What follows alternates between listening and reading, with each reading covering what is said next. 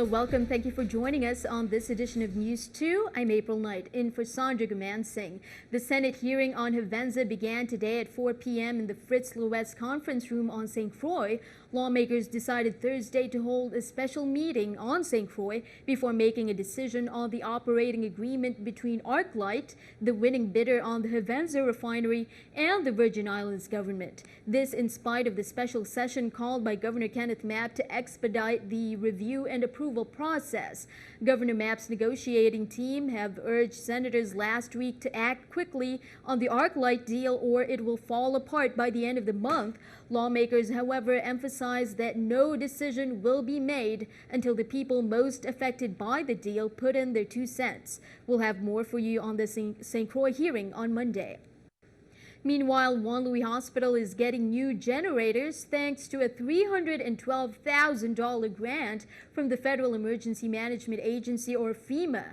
The pre-disaster mitigation funds are specifically for the acquisition of a 1,500 kilowatt emergency generator unit for the hospital. FEMA's Caribbean Area Director Alejandro de la Campa said having such resources available is an essential task for a rapid response and recovery process after an emergency. According to Vitima officials, the new generator will replace the existing undersized and unreliable 1,100 kilowatt generator that the hospital currently has. Delegate to Congress Stacey Plaskett says she's pleased that the United States Congress decided to renew the tax extenders on the rum cover-over excise. The delegate is referring to the higher rum cover-over rate that the Virgin Islands government gets in advance from the U.S. Department of Interior in anticipation of rum taxes for that year. The cover-over rate used to be $10.50, was then raised temporarily to $13.25 in 1999, an increase that's been extended regularly since then. Plaskett said she continues to have discussions with House and Senate leadership to make it permanent. She said Congress support for a temporary extension will allow the Virgin Islands to invest millions into critical infrastructure and other improvement projects. Well, a small marijuana farm and a cache of weapons. That's what the VIPD and the Superior Court Marshals Operation Curfew netted over the weekend. According to police, officers were following up on a house arrest in a Hannes Rest residence when they discovered 114 marijuana plants being grown under a fluorescent light at the back of a house. The home was occupied by 2 men and 1 woman and 3 minors. Winston Berkeley, 58, claimed ownership of the plants and was arrested and charged with cultivation of marijuana with bail set at $10,000. Police also found 3 handguns, 2 rifles, multiple rounds of cartridges and ammunition, along with a bulletproof vest. 26-year-old Kwanzaa Heath was charged and arrested with unauthorized possession of a firearm with bail set at $25,000. Both men were unable to post bail and remanded to the Bureau of Corrections pending their advisory rights hearing. The VIPD also arrested and charged Danielle Carino, 33, of Estate Whim with first-degree assault. Carino was identified by a victim as the shooter involved in the Saturday shooting at the dump site in Estate Concordia. The 52-year-old victim said he was dumping trash in the area when Carino walked up to him and shot him. The victim was able to wrench the gun away and the suspect fled the dump site in a silver pickup truck. Unable to post the $75,000 bail, Carino was remanded to the Bureau of Corrections pending his advisory rights hearing. Meanwhile, the police also reports that a man has drowned near Water Island on Friday, December 18th.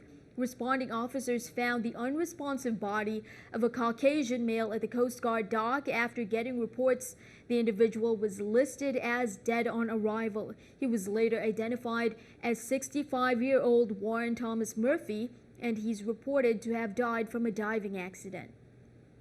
Meanwhile, on Friday, residents in the Frenchman's Bay neighborhood on St. Thomas made a tragic discovery. The body of a 26-year-old resident and New Hampshire native was found dead of an apparent suicide. The body is confirmed by police to be that of Michael Austin. According to the VIPD, after neighbors found him lifeless with a noose around his neck, they cut him down and then called 911. NEWS2 has learned that he had been an employee at the spa located at the Marriott Frenchman's Reef for just over a year and was in training for another position at the hotel. The VIPD has ruled the death a suicide.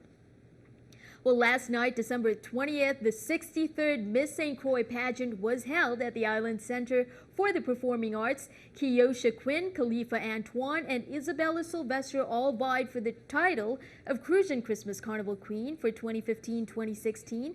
The contestants were judged on their introduction, speech, cultural dress, talent, evening wear, and on-stage interview. All three contestants wowed the crowd with interchangeable cultural wear, dresses depicting the history of the Virgin Islands. The swimsuits worn on stage by the contestants were custom designed exclusively by local fashion designer Adisa Brown. And unlike the previous years when the question and answer segment was judged prior to the event, this year the contestants were interviewed on stage. In the end, Kiosha Quinn won second runner-up. Isabella Sylvester won Miss Intellect, Best Talent, Best Cultural Wear, and placed first runner-up. Meanwhile, Khalifa Antoine won Best Evening Gown and eventually won the crown. We'll have more for you in tomorrow's newscast.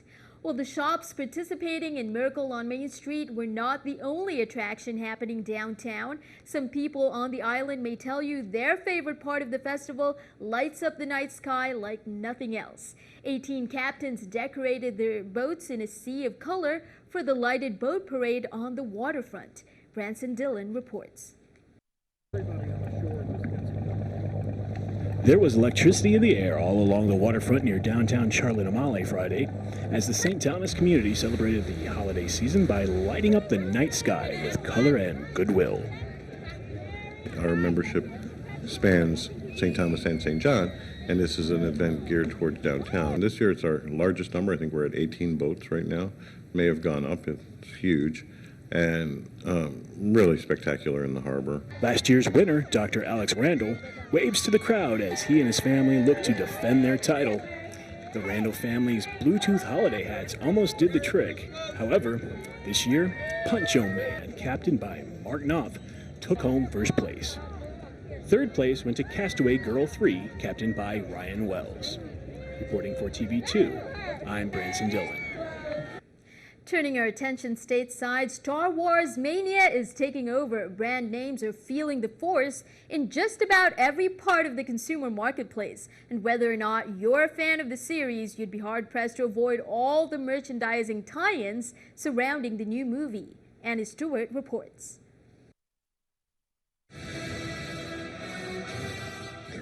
The force is strong with the latest Star Wars movie, with record box office sales on its opening weekend. Nothing will stand in our way. Disney is set to make $2.4 billion in ticket sales, according to Nomura. But that pales in comparison to the mega brands cashing in on merchandise deals. We've estimated Star Wars could generate about $5 billion in global merchandise sales for Disney this year. For Disney, in terms of revenues, a 10% cut of that, which is a kind of a standard licensing fee for a studio film, would generate about $500 million for Disney. And the branding really is everywhere. It's found its way into your cereal. But I am yours. And a trip to Subway could be, well, out of this world. It's fairly easy for Disney to find some merchandising opportunities. This shop here in London is filled to the brim with everything from lightsabers, Darth Vader fancy dress, you can even get your own personal droid. Of course, for some of the other brands, finding a Star Wars tie-in is a little bit more of a challenge. So this year, the ads have got creative. Take CoverGirl, helping you channel a stormtrooper look. New from CoverGirl. Or HP, which can help even the biggest Star Wars geek get the girl of his dreams. Possibly far-fetched, but all these brands hope their efforts will pay off and win over the hearts of consumers. Anna Stewart, CNN, London. And keeping our eye on the economy, here's a look at a New York Stock Exchange with our Stock Market Watch. As you can see, everything up. The Dow 123, NASDAQ 45, S&P 500 15. Coming up on News 2, we'll have more on a local family business continuing a beloved holiday tradition. We'll be right back.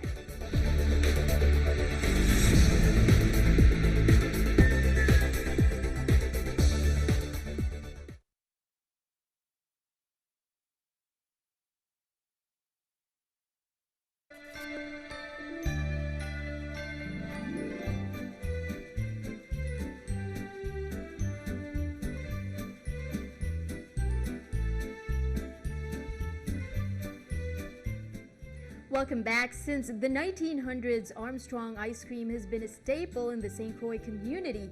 For the 19th year, St. Croix's favorite ice cream company hosts a Crucian holiday tradition like no other, Guava Berry Day. It's a day-long celebration that blends Virgin Islands culture and family together, featuring the special flavor of guava berry ice cream, holiday black cakes, pound seasoning, guava berry rum, callaloo, crowd favorite red pea soup, and other treats. According to Armstrong ice cream owner Cedric Armstrong, it's a family business that has long-standing traditions.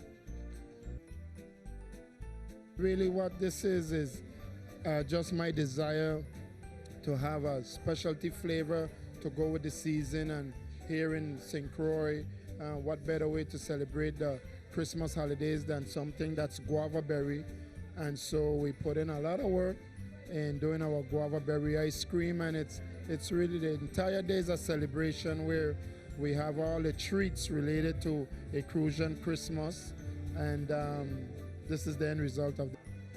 Well, hundreds crowded St. Croix's Lorraine Chicken Shack for what has become a grand tradition, the 8th annual Coquito Festival. Nearly 20 vendors participated and created a wide variety of flavors, including chocolate, strawberry, and pistachio. Whatever flavor of Coquito you wanted to taste, all you had to do was ask, and a delicious sample was provided. Mocha Jimbies danced and entertained the crowd, while Stanley and the 10 Sleepless Nights played many holiday favorites. And of course, no Coquito Festival would be complete without the arrival of Santa Claus, who came riding atop a red fire truck and then handed gifts to all the good little boys and girls. Well, the holidays are upon us, but that's not an excuse to veer from your diet. With a little thought and preparation, you can eat the treats you want without breaking your health habits. Elizabeth Cohen explains in today's Health Minute. Eating during the holiday season is all about balance, eating the treats we want, but remembering our good health habits so we don't pack on the pounds. How do we make this happen? Combine these items together. Registered dietitian Dana Nahai says start by preparing lighter meals in between the holiday get-togethers. You want to focus on foods that are naturally low in fat and high in fiber, like vegetables, whole grains, and beans. Such as in this dish with brown rice, lentils, butternut squash, and parsley. And when you do head to the holiday parties, try not to pile too much on your plate. You want to try not to consume more than the typical amount that you would consume at any other sit-down meal. And if you're drinking alcohol, here's a trick to cut down on calories. Try refilling your glass with water in between cocktails. And though our schedules get hectic this time of year, it's important to remember to exercise. It can help burn off those extra calories so that when we do indulge, we don't leave the holiday season with an extra bulge. For today's Health Minute, I'm Elizabeth Cohen. Well, here's one event to add to your Christmas calendar. Quail Bay ambassadors Stanley and the 10 Sleepless Nights will provide musical enjoyment at their Crucian Christmas 4-day serenade on Thursday. That's December 24th and Friday, December 25th. The serenade begins at 12 a.m. on both dates. Thursday's serenade will depart from the WTJX building in Christiansted and will run through Anna's Hope, Ginger Thomas, Strawberry, Monbijou, Grove Place, and Fredericksted. Friday's serenade goes through Golden Rock, Estate St. John, Christiansted, and Eliza's Retreat, ending with a tramp from Times Square to the WTJX building. Also, the Crucian Christmas Carnival is in motion, and we have the scheduled events for you. On December 26th, the village opens in Fredericksted. The opening ceremonies begin at 7 p.m., and the Heart Attack Band International, Fusion Band, and Bio International are scheduled to play on the 27th of December at 8 p.m. The full-time band, Poison Band, Patrice Roberts, and Former Nappy out of Trinidad will grace the stage. The following night, on December 28th, we celebrate our traditions at Cultural Night with a culture fashion show with JG and Management and Old School Calypso show. And the Soca Party Monarch competition is scheduled at the Carnival Village on December 29th. Stay tuned to NEWS2 to hear more about scheduled events.